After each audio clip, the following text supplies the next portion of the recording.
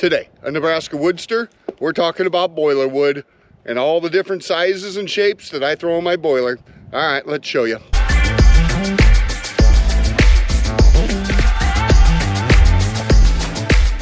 Hey woodsters, my name is Mike. Well, you can see behind me here, boiler wood. This is the pile. I thought never really showed you exactly what kind of stuff do I throw in the boiler wood pile, but today we're going to kind of show you the different chunks that make it to this pile versus the stuff that I get sold. So for all you new subscribers out there, I thought this is how it all started about in May of 2021. I was creating boiler wood pile for personal use, and the pile got so big that I was never going to be able to use it all.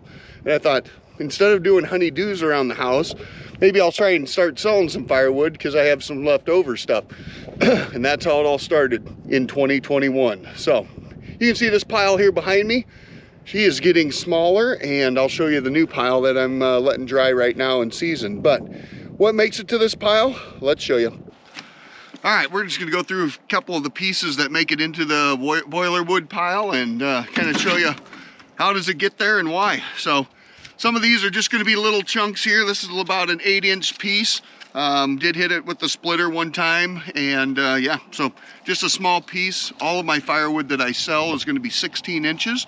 And so this looked to be pretty straight, but it must have been an end cut from log that was just couldn't get a 16-inch piece. So that's one that gets in there.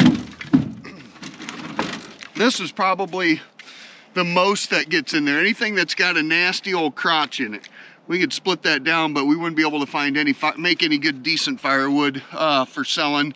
Terrible bundle wood, but yeah, we just get that split right down the crotch. This one here is probably 16 inches wide, and well, you can see how big this piece is. My boiler has a door on it. It's 22 inches by 22 inches. So as long as it's under that and we can get it in the door, that's as far as I'm going to break those pieces down. So here would be another one. This one probably is close to 28 inches long. Did get it split one time, and the firewood box on my wood boiler is 4 foot deep. So anything under 4 feet, we don't have to cut that. Don't have to cut that much either. So anyway, like these big pieces, it's easier to fill it up quicker. So some of the really odd looking pieces that don't make good firewood. This one here just got a nasty curve to it.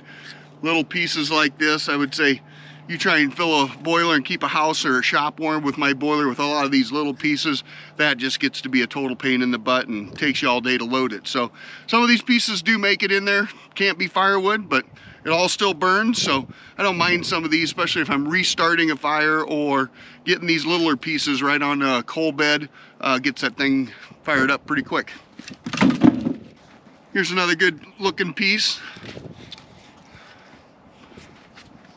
Good for the boiler. About 24 inches. Just an odd piece, can't sell.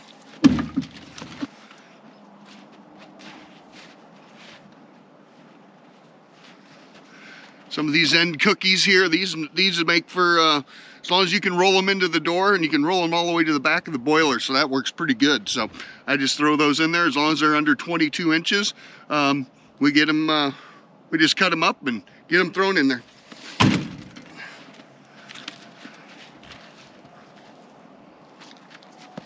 Some of these nasty crotch pieces like this, we can still get those in the door. We just feed that right up through the door, throw them in there. Burns good, and don't mess around breaking them down any farther. Like I said, as long as they fit in the door, that works well.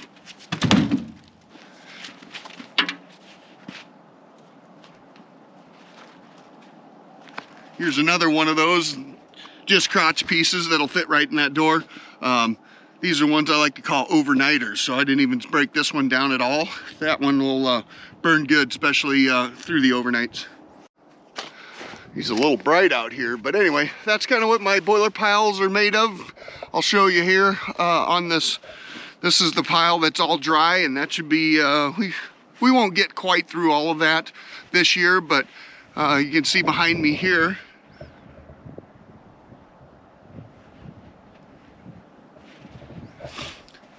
This is the boiler wood pile for next year.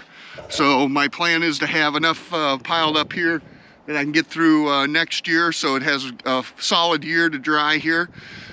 The boiler wood takes a little bit longer to dry because of the big pieces on there. So you can see in here,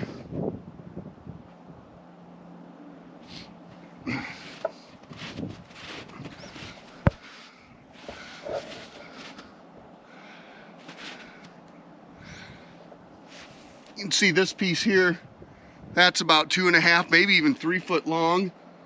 Didn't split that one at all. That'll fit right in there, be a nice good overnighter. But as you look behind me here, you can kind of just see the different sizes and pieces that I've got drying for next year. One thing I'm doing with this pile versus the old pile is trying to get it, keep all the dirt and stuff out of there. This one will be up off the ground on pallets, so it doesn't freeze into the dirt. Unlike what I did here on this old pile, I just piled it all on the ground. Piled it all on the ground, so especially this time of year when you're utilizing this, the ground is frozen, so you got to beat a bunch of those out. And some of that, of course, is going to be wetter, just soaking up the moisture from the ground over the year. But we're going to cure that problem by keeping them up on the pallets here for the next pile. The other thing you can see in this pile behind me is there's a ton of dirt. My goal this year as I'm doing my boiler wood is to keep that, as much of that dirt out of there. Now with the tractor and the way I'm doing it and filling that bucket up and then just piling it up there, I'm not doing what I used to do and just put it right here and then come back with the tractor and shove it into the pile. Well, sometimes my bucket gets a little bit too much of an angle. Next thing you know, I got a bucket full of dirt that I'm dumping up on top of that pile. So we're gonna keep that cleaned up. Boiler wood doesn't necessarily need to be super clean. Not sure what happened there. Apparently it doesn't like the cold temperatures. My GoPro keeps kicking out. But anyway, this one here behind me, lots of dirt in it, but like I said, it doesn't need much, especially for my own use. So anyway, that's a little bit about my boiler wood. Thanks for coming along with me today. For all you new subscribers out there, appreciate your support. Do me a favor, hit all the buttons, like, subscribe, and share. See you on the flip side.